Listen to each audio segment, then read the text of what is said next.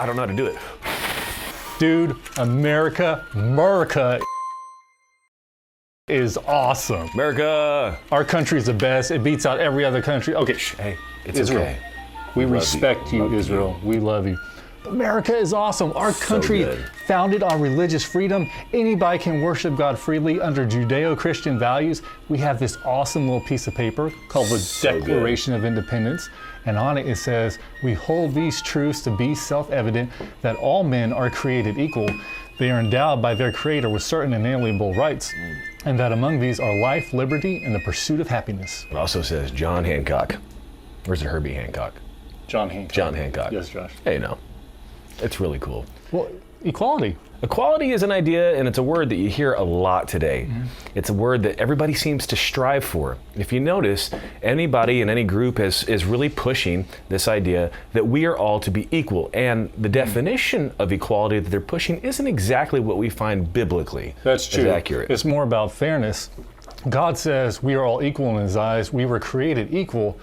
He doesn't love one of us more than the other. It doesn't matter our skin color, our abilities. It doesn't matter if we were born different than someone else. We can't accomplish the same athletic skills as someone else. He loves us all the same. He does love us all the same, and if we were to actually strive for the idea of equality and what it seems like is being pushed today, wherein we are all the same, then you'd have a body walking around that's just a giant hand or just a left foot.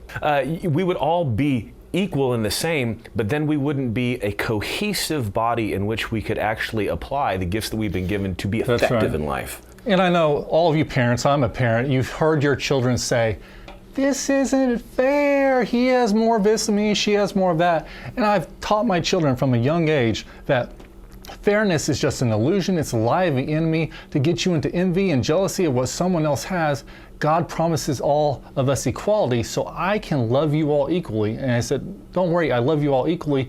It doesn't matter what all these other things are in this world. Don't get those two words misconstrued, equality and value. We all have the same value to the Father because He created us and He loved us. And those different giftings that Caleb's talking about, those different skill sets, all the unique things about you or the people that you identify with that make you your group, that's what God gave you. That is your value. Equality, something totally different, is not associated with fairness, and it's also not associated with justice. For as much as we want to push this idea that I want justice and I demand it for me and I demand it for my group, and all these different things, justice would send us to hell. That's right. Let's be honest. If we all got justice, I mean, I'm going to lay it out on your table. That's right. We'd be in hell, eternal separation from the Father. In fact, it wasn't for His selfless act that was unjust to us and to Himself that actually bought us salvation. So that's not what we're looking for. That's true. We should be looking for the identification of who we are in Christ as believers. That's right. Yeshua did not promise fairness in this world. In fact, He promised the opposite, that evil would halt the progress of good, that we would be fighting injustice. But like Josh said, true justice is going to come finally one day when He rules on the throne, the millennial reign for 1,000 years. But when He does dispense justice and He rules with a rod of iron, we're not going to really like what that true justice is. The Bible tells us this much because sin will not be able to get that age of grace period that we have now. But we should live our lives with the understanding now His kingship, His rule is the ultimate authority. If you submit to it now, you won't have a problem in the age to come. So, take your focus off yourself for half a second. God has your back. He loves you. He made you just the way you are. You are special and unique, irreplaceable. That's the focus you should take away from what we're saying. That's the focus you should take in life. Instead of trying to fight against somebody else or a system that you feel oppressed by or repressed by, take your focus off of that.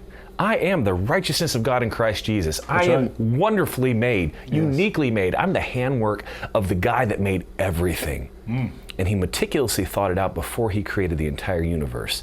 That's your value. That's amazing. That's your equality. That's all the little words, whatever adjective you want to choose to use to identify yourself with the love that the Father put into creating you. That's right. And so we would like to wish you happy Independence Day. Yes. And we want to thank our troops, guys. That's right. Everyone who has sacrificed, who has put their life on the line for our freedom that we have, who has stood in defense of that piece of paper called the Declaration of Independence. Everyone who has held these truths to be what they have been intended to be. We thank you so much. We are forever indebted to That's it. right. And we just want to say happy 4th of July, Merica.